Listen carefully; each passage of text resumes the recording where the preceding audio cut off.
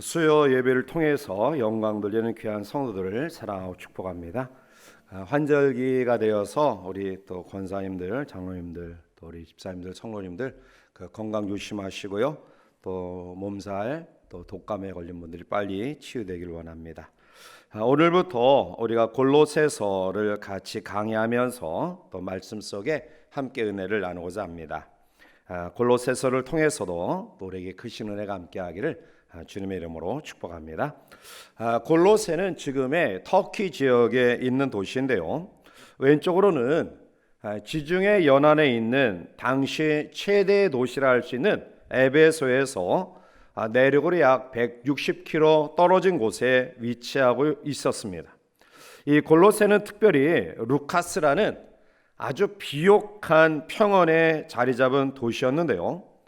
이 도시 한복판에는 아름답고 푸르른 강이 흐르고 있었고요. 이 강을 사이에 두고 남쪽으로는 라우디게아, 그리고 북쪽으로는 히에라볼리, 그리고 동쪽에 오늘 골로새가 위치하고 있었습니다. 따라서 이 세 도시가 강을 중심으로 삼각형을 이루고 있는 이 지대에서는 목축업이 왕성했는데요. 따라서 이 지역 사람들은 양모라든지 양모를 통한 염세업 등으로서 경제적인 풍요로움을 누리고 있는 그러한 도시였습니다. 이 지역은 중요한 무역로가 통과하는 지역이기 때문에 아주 도시들이 번창했는데요. 그리고 이 골로새에 있는 교회는 사도 바울로 하여금 굉장히 집중하리만큼 아주 위치적으로 중요한 곳에 있었습니다. 그 이유는 사람들이 여러 곳에서 많이 왕래하다 보니까 온갖 종류의 철학과 사상과 또 교리가 굉장히 범람했습니다. 그래서 유대인들이 여기에 거주지를 정하게 되고 또 그러한 가운데서 여러 무역하는 무역상들을 통한 새로운 사상과 여러 가지 교리들이 이 골로새 지역으로 계속해서 흘러들어오게 되어 있었습니다. 소아시아에 있는 대부분의 교회들은 바울이 직접 방문하여 세운 교회입니다. 즉 3차 전도 여행 가운데에 여러 도시들을 순회했는데요. 더베와 루스드라, 그리고 비시디아, 안디옥 등을 거쳐가면서 하나님의 복음을 전했는데, 그런데 유독 이 골로새만큼은 바울이 방문하지 않았습니다. 그래서 골로새 교회는 사도 바울이 세운 교회가 아니라 바울의 제자이며 동력자였던 이 지역 출신 에바브라가 세운 교회로 알려져 있습니다. 그런데 이렇게 무역업과 여러 가지 양모업으로 경제적인 풍성함을 누리고 있었던 골로새 지역에 AD 60년에 큰 지진이 있었고요. 그리고 이 지진으로 말미암아 많은 사람들이 고향을 등지고 결국 도시가 위축되고 말았습니다. 자, 이런 어려움을 틈타서 이단들이 성행했고요. 골로새 교회는 안팎으로 위협에 처하게 되었습니다.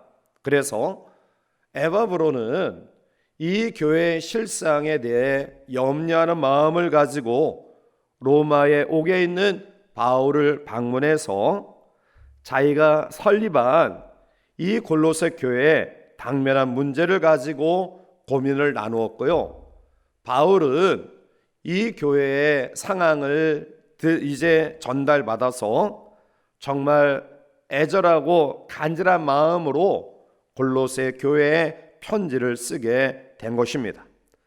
이와 같이 골로새서는 에베소서, 빌립보서, 그리고 빌레몬서와 함께 바울이 로마의 감옥 안에 갇혔을 때 쓴 책이고요. 조금 전에 말씀드린 것처럼 골로새 교회에 들어오는 이단 사상들을 막기 위해서 골로새 교회의 성도들에게 권면하는 내용이 바로 골로새서입니다. 자, 그러면 오늘부터 우리들이 골로새서의 서론 부분을 1절과 2절을 통해 같이 살펴보는데요. 먼저는 골로새서의 발신자입니다. 즉 쓴 사람이 누구냐? 골로새서를 쓴 발신자는 사도 바울이죠. 자, 1절 말씀을 함께 같이 읽어보시겠습니다. 하나님의 뜻으로 말미암아 형제 디모데는 아멘.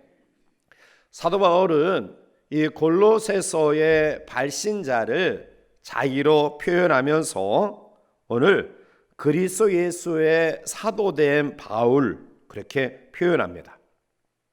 이 사도란 말은 보냄을 받은 자란 뜻인데요. 단순히 심부름하는 역할에 국한된 그러한 사람이기보다는 전권을 위임받아 보냄받은 자란 뜻입니다. 따라서 사도는 예수님을 직접 대면하여 본 사람, 그리고 부활의 증인으로 예수님의 복음을 전파하기 위해 예수님에 의해 세워진 직분자들이 바로 사도입니다. 그래서 이 사도들은 예수님이 부활 승천하신 이후에 교회를 세웠고요, 성경을 기록하고요, 그리고 기록된 성경이 정경임을 입증하는 아주 독특한 역할을 했습니다. 그래서 사도는 단지 어떠한 사람에게만 국한되어 있냐면 예수님의 12 제자와 그리고 바울에게만 한정된 직분이 바로 사도입니다. 따라서 사도 바울은 하나님이 자신을 보내셨다는 그러한 정체성과 강한 자의식과 그리고 소명감이 가득했습니다. 우리가 살아가면서 위대한 인물이 되려면 꼭 있어야 되는 것이 어떤 의식이냐면 하나님이 나를 이 분야에 이 일에 부르셨다, 하나님이 나를 세우셨다라는 강한 자의식, 그리고 정체성, 소명감, 사명감이 있어야 됩니다. 사도 바울은 하나님께서 자기를 사도로 교회, 성도에게 그리고 모든 불신자에게 보내셨다, 이라는 강한 자의식과 사명감이 있었습니다. 자, 그리고 오늘 바울은 발신자를 그리스도 예수의 사도된 바울 그렇게 종결짓는 것이 아니라 1절 하반절에 보니까 형제 디모데는 이라고 표현합니다.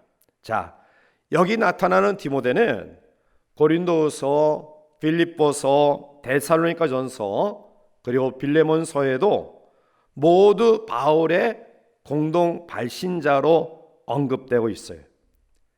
모든 것이 바울이 썼는데 그런데 왜 곁다리로 디모데를 넣었을까요? 그것은 그만큼 디모데가 바울보다는 알려지지 않았지만 그러나 로마 전 제국을 다니며 복음을 전파하고 교회의 기초를 다진 바울의 동력을 대표하는 사람이라고 바울이 생각했기 때문입니다. 그래서 바울은 골로새 교회의 성도들의 기쁨과 아픔을 함께 나누며 이 편지 서두에 자기의 가장 진실하고 또 확실한 동력자였던 디모데를 여기에 공동 발신자로 기록한 것입니다. 자, 그런데 디모데를 표현하는 바울의 표현이 오늘 1절 하반절을 보니까 형제 디모데는 이라고 표현해요. 디모데는 사도 바울과 연배가 굉장히 많이 차이 나는 사람이고요, 그리고 무엇보다도 바울의 제자예요. 자, 아들과 같은 영적 아들로 표현할 정도로 이러한 관계에 있었던 디모데를 오늘 골로새 교회에 편지하는 발신자로 소개하는 디모데를 형제 디모데다 그렇게 표현하고 있어요. 그것은 뭐냐 하면 디모데를 높여주고자 하는 사도 바울의 겸손한 마음이에요. 또한 사도 바울이 단지 겸손한 마음만 갖고 있다고 해서 디모데를 그렇게 표현하기는 어려워요. 반면에 디모데도 사실은 선배, 스승과 같은 아버지와 같은 바울을 최선을 다해 섬겼기 때문에 바로 형제 디모데라는 호칭을 아들 뻘 되는 제자 되는 자기에게 바울이 호칭할 수 있는 관계가 되었다라는 거예요. 오늘 우리도 우리 주어진 공동체에서 연배가 있는 또 직분이 있는 그러한 분들은 자기 것을 고집하고 주장하기보다 후배들과 또 다음 세대들을 격려하고 칭찬하며 세워주는 겸손한 태도와 더불어 후배들은 그러한 선배들을 정말 중심을 다해서 존경하는 그런 마음을 가짐으로 사도 바울과 디모데의 이 관계, 이러한 관계가 우리 가운데도 가득하기를 주님의 이름으로 축복합니다. 두 번째로는 골로새서의 수신자예요. 자, 골로새서의 수신자는 2절에 나타나고 있죠. 자, 2절을 우리 함께 읽겠습니다. 골로새에 있는 성도들 곧 그리스도 안에서 신실한 형제들에게 하나님으로부터 은혜와 평강이 너에게 있을지어다. 아멘. 자, 골로새서의 수신자는 누구냐 하면 골로새에 있는 성도들이며 그리스도 안에 있는 신실한 형제들이다 라는 사실을 알 수 있죠. 자, 그런데 여러분들이 이 수신자를 표현하는 표현 가운데 눈여겨볼 그런 내용이 있어요. 자, 성도와 형제들이라는 위치에 대한 수식어예요. 자, 다시 2절 보면 골로새에 있는 성도들, 성도를 말할 때는 골로새에 있는 성도들 그렇게 표현하고요. 그리고 형제들을 말할 때는 그리스도 안에서 신실한 형제들 이렇게 이야기해요. 자, 따라서 여기서 성도들이라는 표현은 하나님과 세상에 대한 그리스도인의 관계를 이야기할 때 성도다라고 표현하고요. 형제들이라는 표현은 믿음을 가진 지체들 관계 속에서의 관계를 바로 형제들이라고 표현하고 있는 거예요. 자, 오늘 먼저 바울은 골로새에 있는 성도들이라고 표현하는데요. 우리가 이 성도란 말을 익히 잘 알고 있어요. 이 성도란 헬라어는 하기오스라는 말인데요. 그 뜻은 구별된 백성, 거룩한 백성, 하나님께 바쳐진 무리란 뜻이에요. 우리가 한자어도 동일하게 해석할 수 있죠. 거룩할 성자의 무리도예요. 그러니까 거룩한 무리, 이게 바로 성도예요. 자, 그런데 바울은 이 성도라는 그런 말을 구약의 의미로 사용하고 있어요. 자, 글자 그대로 한자어대로 우리가 표현하면 거룩한 무리, 그러니까 완전에 도달한 사람을 연상해요. 자, 그런데 구약에서 이 성도라는 의미는 하나님께 헌신되어진 사람들 또 구별된 사람을 의미하면서 완전한 사람이 아니라 완전을 목표로 하고 있는 의미로 사용하고 있어요. 그래서 바울은 자기 스스로도 그렇게 고백하죠. 빌립보서 3장 12절에 내가 이미 얻었다함도 아니요 온전히 이루었다함도 아니라 오직 내가 그리스도 예수께 잡힌 바 된 그것을 잡으려고 달려가노라. 따라서 성도는 완전을 향하여 날마다 나아가는 사람들이다라는 겁니다. 물론 다른 한편으로는 완전한 그러한 의미도 이 가운데 있습니다. 따라서 사도 바울은 이 골로새서를 기록하면서 이러한 말을 염두에 두었기도 했어요. 즉 우리는 불완전한 존재지만 예수 안에 있을 때의 완전한 존재다. 왜냐하면 그리스도의 보혈로 칭의, 의롭다함을 받았기 때문이다 라는 의미예요. 물론 성도라는 이 칭호는 개개인의 거룩함에 따라서 구별되는 칭호가 아니에요. 이것은 우리가 남달라서 불려진 칭호가 아니라 우리를 세상으로부터 구별시켰다는 의미에서 붙여진 칭호예요. 따라서 우리는 이 세상에 살고 있지만 구분된 하나님의 성도들이다. 그리고 더 나아가 세상으로부터는 성도라 칭함을 받지만 그리스도 안에서는 우리 모두가 형제다. 형제다. 그래서 물론 이단 종파지만 어떤 종파에서는 직분자가 없어요. 그냥 모두 남자는 형제, 여자는 자매, 아마아마의 형제, 아마아마의 자매. 물론 그 호칭을 사용하는 그러한 종파가 이단이기 때문에 문제는 있지만 형제 자매의 이 호칭은 대단히 친근한 호칭이에요. 그래서 저도 우리 성도님들 직분 가진 그런 분들은 직분을 통해서 호칭하지만 특별히 우리 젊은 그런 청년들에게는 형제 자매 그렇게 호칭해. 아무리 나이가 어려도 또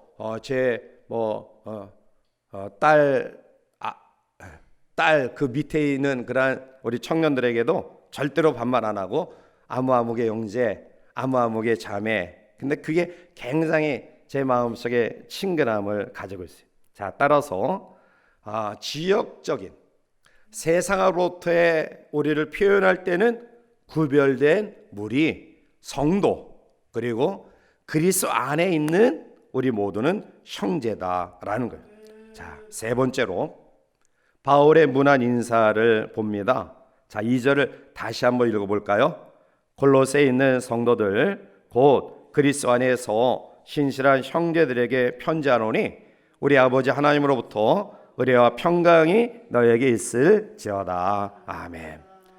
바울의 문안 인사 가운데 빠지지 않는 그러한 단어가 있어요. 그게 바로 은혜와 평강이라는 단어예요. 사도 바울은 신약 성경 27권 가운데 13권을 기록했어요.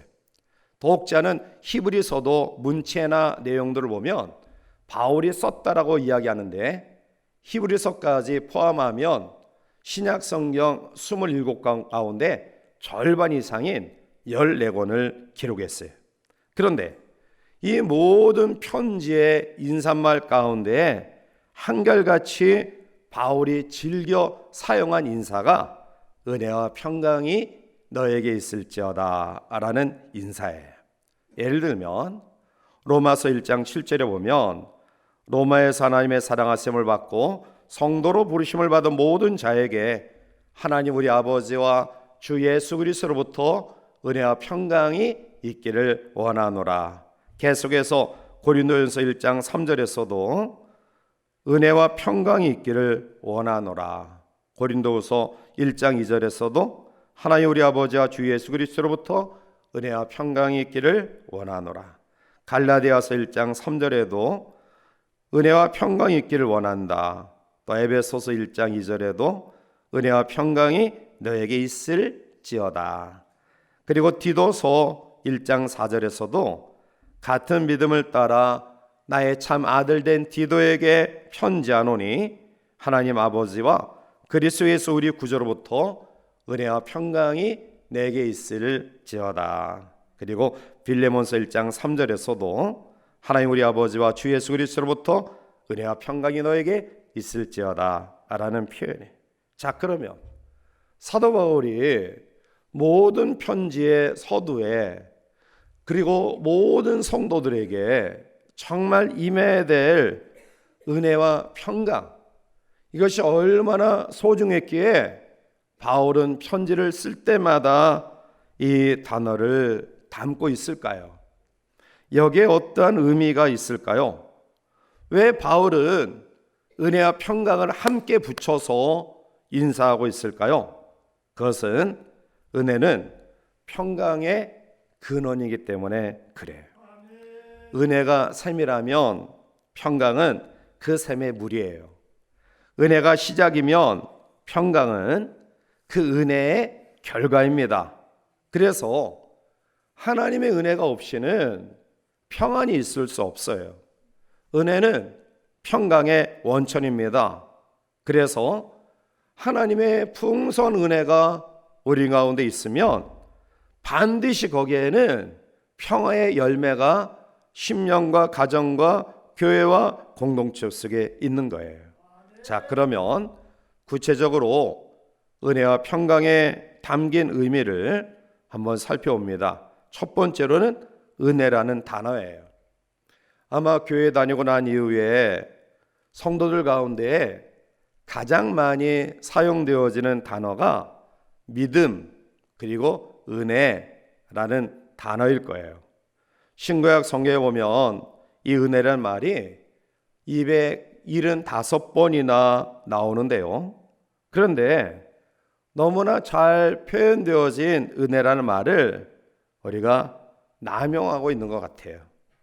그 은혜의 영광스러움과 위대함의 진정한 의미를 모른 채 그저 은혜 이야기하는데요.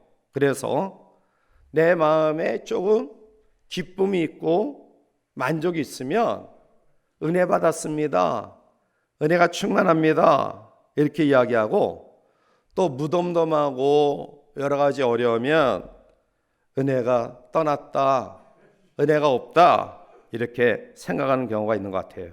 자, 그러나 은혜의 뜻을 우리가 바르게 이해하면 하나님의 은혜에 대해서 우리는 그렇게 어떠한 세속적인 그런 것으로 은혜 받았다, 은혜 충만하다, 은혜 없다 이렇게 표현하지는 않을 것 같아요. 자, 오늘 골로새 교인들 속에서 우리가 이 은혜를 발견할 수 있는데요. 자, 우리가 다음 시간에 공부하겠지만 골로새서 1장 6절을 넘어가서 함께 보겠습니다. 이 복음이 이미 너희에게 이름에 깨달은 날부터 너희 중에서 같이 또한 온 천하에서도 열매를 맺어 자라는도다. 아멘. 우리가 하나님 앞에 은혜의 의미를 바로 깨달으면 우리의 삶이 변화돼요. 은혜 받으면 열정적이고 적극적이고 그리고 다양한 열매를 맺어요. 오늘 골로새 교회 성도를 바라보면서 바울이 하나님의 은혜를 깨달은 날부터 너희 중에서 같이 또한 온 천하에서도 열매를 맺어 자라는도다. 오늘 골로새 교회 성도들이 하나님의 은혜를 깨달은 그 날부터 그들의 삶 속에 풍성한 열매가 맺혀지며 신앙의 성숙해감을 바울이 알았어요. 은혜를 깨닫자 그들이 새로운 사람으로 바뀌어져요. 적극적이고 능동적이며 다양한 열매를 맺으며 성장해 나갔다라는 거예요. 오늘 우리도 하나님의 은혜를 깨달으면 우리의 삶의 변화가 올 것이고요. 그리고 적극적인 능동적인 신앙으로 하나님이 원하시는 아름다운 열매가 우리 가운데 충만하게 맺혀질 줄 믿습니다. 자, 그러면 은혜가 뭔지 알아야죠. 그래야지만이 우리가 은혜를 깨달아서 이러한 변화가 있게 되죠. 자, 은혜는 우리가 잘 알듯이 헬라어로 카리스라는 단어를 사용해요. 자, 적어도 이 카리스란 말에는 세 가지 의미가 담겨져 있어요. 첫 번째, 가장 귀한 우리가 익히 알고 있는 그러한 의미는 대가를 바라지 않고 베푸는 호의, 그게 카리스, 은혜라는 말이에요. 헬라 사람들은 자기 주변에 정말 애정을 표현하고 싶은 그러한 사랑스러운 사람에게 내가 당신에 대해 카리스, 은혜로 대하기를 원합니다 라고 이렇게 인사해요. 자, 이 말의 의미는 내가 당신에게 대할 수 있는 최고, 당신이 나의 삶에 가장 위대하고 귀한 분으로 내가 최선을 다해 당신에게 대합니다. 그런데 여기에는 반대로 당신이 나에게 이런 대우를 요구하지 않습니다. 당신이 어떠한 반응을 하든지 간에 내 속에는 당신에 대해서 최고, 최선의 호의를 가지고 있습니다. 그럴 때 은혜, 카리스라는 인사를 해요. 자기의 마음을 다해 호의를 베풀면서도 아무런 대가를 바라지 않는 것, 그것이 하나님 우리에게 주시는 은혜예요. 우리에게 아무런 대가를 바라지 않고 우리가 하나님 앞에 연약할 때에, 그리고 하나님 앞에 또 원수 되었을 때에, 그럼에도 불구하고 자기 아들 예수님을 우리에게 주신 것, 그게 은혜예요. 뭐 바라고 아들 주신 것 아니에요. 두 번째로 이 카리스라는 은혜의 의미는 마땅히 받아야 되는데 받지 못한 호의, 마땅히 우리가 받아야 되는데 주지 않는 호의예요. 예를 들면 로마서 6장 23절에 제 삭은 사망이에요. 죄인들은 반드시 심판을 받아야 돼요. 벌을 받아야 돼요. 죄값을 치러야 돼요. 그런데 은혜는 마땅히 우리가 받아야 되는, 죄인으로서 형벌받고 심판받고 지옥 형벌을 받아야 되는데 주지 않는 것, 그게 은혜예요. 자, 우리가 긍휼이라는 말을 사용하죠. 긍휼은 반대예요. 우리가 받지 못할 것을 하나님이 주시는 것, 그게 긍휼이에요. 예를 들면 우리가 구원받을 자격이 있습니까? 천국에 들어갈 자격을 갖췄느냐 말씀입니다. 갖추지 못했죠. 우리가 받을 수 없어요. 그런데 우리에게 주신 것, 그게 긍휼이에요.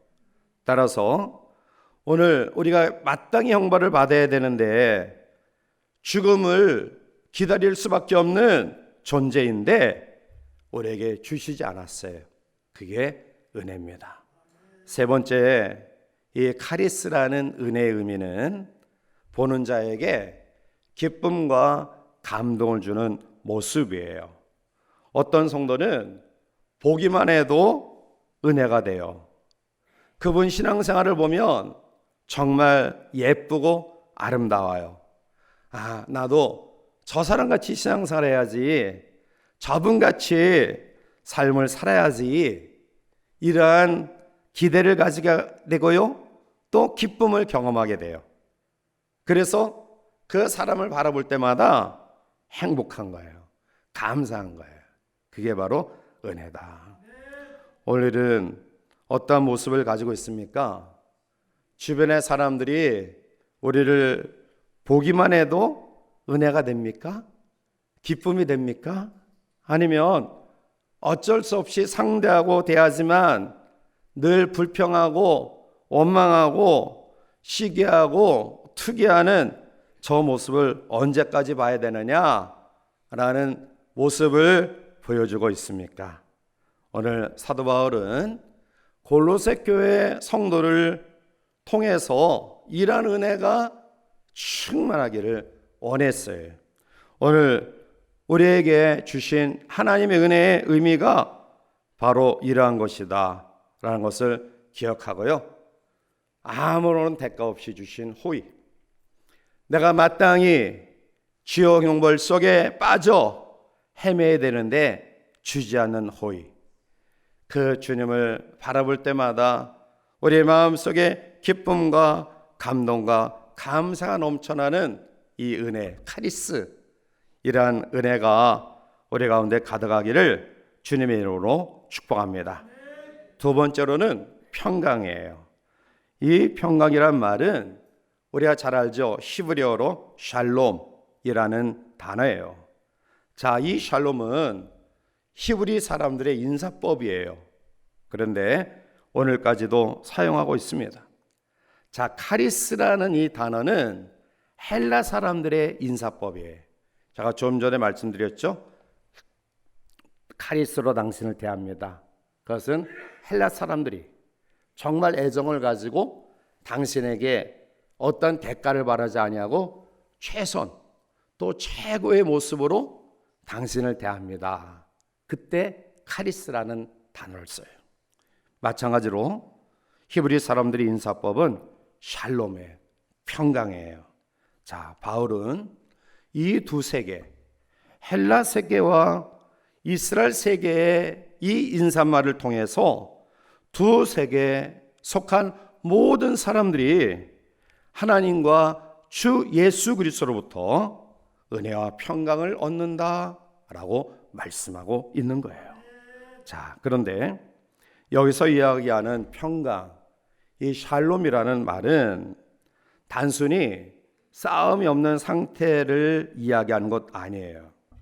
이 평강은 싸움하던 사람들이 서로 얼싸안고 완전히 화해해서 끌어안는 것을 의미해요.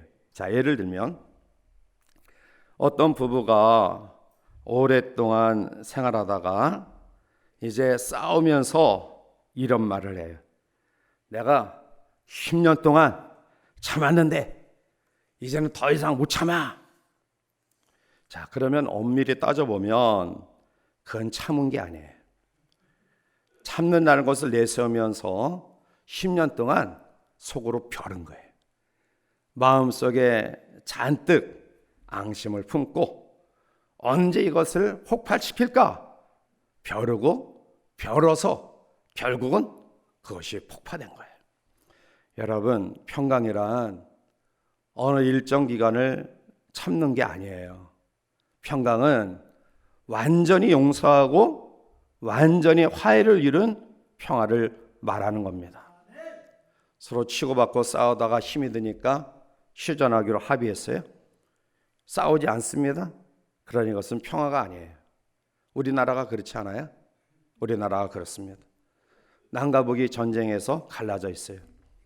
지금 휴전 상태, 선을 긋고 넘어오지 못하게 하죠. 싸움은 일어나지 않아요. 그러나 완전한 평화는 아니죠. 중동 지역에 세계 화약고라고 부르는 중동 지역이 결국 마지막 때에 3차 전쟁이 중동에서 일어날 것이라고 또 모든 학자들은 예언하는데 지금 이스라엘 지역에서 일어나고 있는 이 전쟁이 사실은 우리가 그냥 넘겨버릴 그런 일반적인 러시아가 우크라이나를 침공했다? 아니면 북한이 또 우리나라를 침공했다? 이 정도의 의미가 있는 싸움은 아닙니다. 우리는 좀 더 냉정하고 그리고 하나님 앞에 긴장하면서 이 전쟁의 상황을 말씀을 묵상하면서 예의주시해야 돼요. 자, 서로 평화가 있는 것 같지만 속으로는 여전히 전쟁 상태. 아직도 적대 감정이 있어요. 서로 대적합니다. 겉으로는 인사하죠. 그러나 마음의 평강이 없어요. 이것은 샬롬의 평강이 아닙니다. 오늘 사도 바울은 골로새 교회 성도들에게 바로 이러한 냉전 상태에서 잠시 휴식하는 정도가 아닌 완전한 하나님의 평강을 이야기하고 있는 거예요. 이제 말씀을 맺습니다.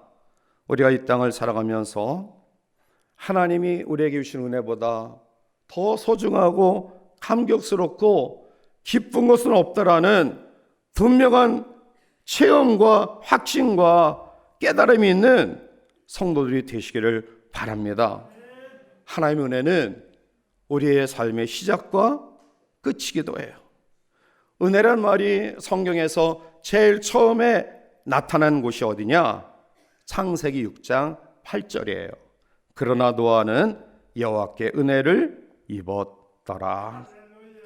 악한 세상 가운데서 하나님이 탄식할 정도로, 하나님이 마음 아파하실 정도로 온 세상이 타락했지만, 그러나 노아는 여호와께 은혜를 입었다. 오늘 우리들이 살고 있는 이 시대를 노아의 시대를 방불한다라고 이야기해요. 마태복음 24장 37절 이후에 노아의 때와 같이 인자의 임함도 그러하리라. 홍수전에 노아가 방주에 들어간 날까지 사람들이 먹고 마시고 장가들고 시집가고 있으면서 홍수가 나서 그들을 다 멸하기까지 깨닫지 못하였으니 인자의 임함도 이와 같으리라. 아멘. 여러분, 노아의 시대가 하나님도 탄식할 정도로 악했어요. 그런데 그 가운데서 노아와 그의 가족은 그 심판에서 구출함을 받았어요. 무엇 때문에요? 여호와께 은혜를 입었기 때문에 그런 거예요.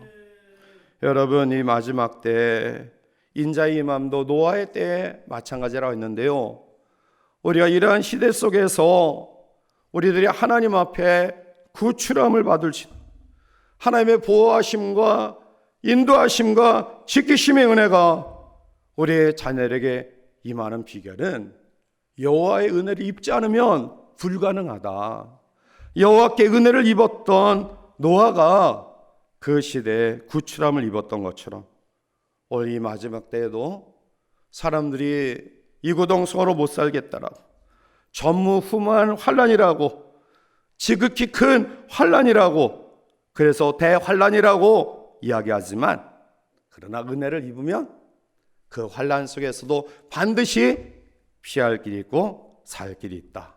오늘도 동일한 아픔과 힘듦과 어려움 가운데 노출되어 있는 사랑하는 성도들, 우리의 삶이 많이 어렵고 힘들지만 여호와께 은혜를 입은 성도들 되시기를 바랍니다.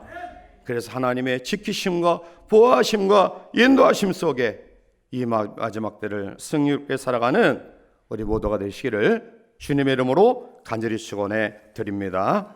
기도하시겠습니다. 사랑과 은혜가 충만하신 하나님 아버지, 우리를 세상으로부터 구별된 성도로 세워주시고 그리스도 안에서 피를 나는 영적 형제 자매로 우리를 인쳐주시니 감사합니다. 은혜 가운데 부름받았고 은혜 가운데 세워졌으며 은혜 가운데 우리의 삶이 맞춰지기를 원합니다. 아무런 대가 없이 우리에게 주시는 하나님의 호의, 마땅히 형벌, 심판, 죄악의 모든 죽음의 진노를 받아야 되는데 주지 않으신 주님을 바라볼 때마다 감격과 감사와 기쁨이 충만합니다. 어렵고 힘든 이 마지막 때를 살아온 주의 성도들에게 노아가 여호와께 은혜를 입어 그 상황 가운데서 구출함을 입었던 것처럼 우리 모든 성도들이, 특별히 우리의 다음 세대들이 여호와께 은혜를 입어 하나님의 인도하심과 보호하심과 지키심의 역사를 경험할 수 있도록 축복하여 주시옵소서. 예수님의 이름으로 기도하옵나이다. 아멘.